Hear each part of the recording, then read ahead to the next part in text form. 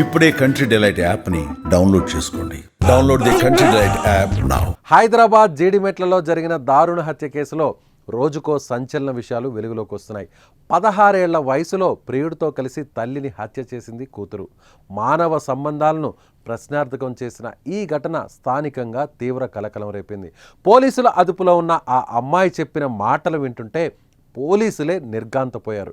ఈ ఘటన సభ్య సమాజం తలదించుకునేలా ఉన్నా అసలు ఆ వయసుకు ఎందుకు తల్లి అంటే అంత కోపం, చంపేంత కసి అన్న విషయంపై చర్చలు నడుస్తున్నాయి. పూర్తి వివరాలు ఈ స్టోరీలో చూద్దాం.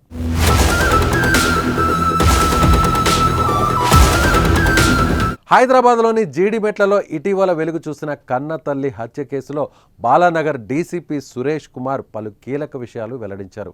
వాస్తవానికి తేజశ్రీ తల్లి అంజలికి 2 భర్తలు. మొదట భర్త చనిపోయిన తర్వాత మరో వ్యక్తిని పెళ్లి చేసుకుంది. ఆయనకు మనస్విని అనే అమ్మాయి పుట్టింది. చిన్నప్పటి నుంచి తేజశ్రీకి చెల్లెలు మనస్విని అన్న, ఆమె తండ్రి అన్న, చివరికి తల్లి అన్న కోపం. వీళ్ళు నా వాళ్ళు కాదు, నాకు వీళ్లకు సంబంధమే లేదు అనుకుని వాళ్లపై ద్వేషం పెంచుకుంది. దీంతో తల్లి కూతురికి మధ్య అగాధం పెరిగిపోయింది.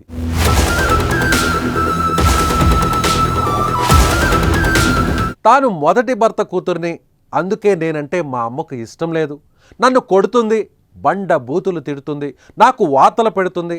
చిన్న కూతురిని మాత్రం చాలా బాగా చూసుకునేదని, తనను చిత్రహింసలు పెట్టేదని స్నేహితులతో చెప్పుకొని ఎప్పుడూ బాధపడేది తేజశ్రీ.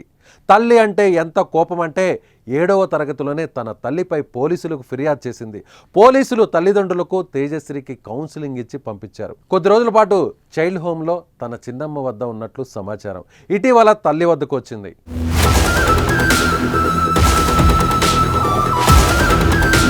తేజశ్రీకి నల్లగొండకు చెందిన 19 ఏళ్ల పగిళ్ల శివ అనే యువకుడితో 8 నెలల కిందట ఇన్స్టాగ్రామ్లో పరిచయం ఏర్పడింది.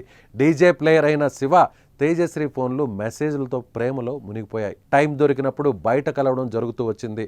విషయం కాస్త తేజశ్రీ తల్లి అంజలికి తెలియడంతో ఈ వయసులో ప్రేమ వ్యవహారాలు సరికాదని, చదువుపై దృష్టి పెట్టాలని కూతురిని గట్టిగా మందలించింది.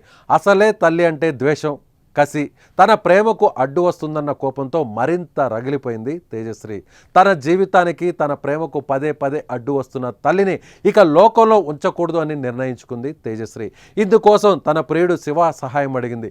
లవర్ కోసం శివ, అతని తమ్ముడు యశ్వంత్ సోమవారం జూన్ 23న ఎవరూ లేని సమయంలో తేజశ్రీ ఇంటికి వచ్చి అంజలిని గొంతు నిలుమి సుత్తితో కొట్టి కత్తితో గొంతు కోసి దారుణంగా హతమార్చారు.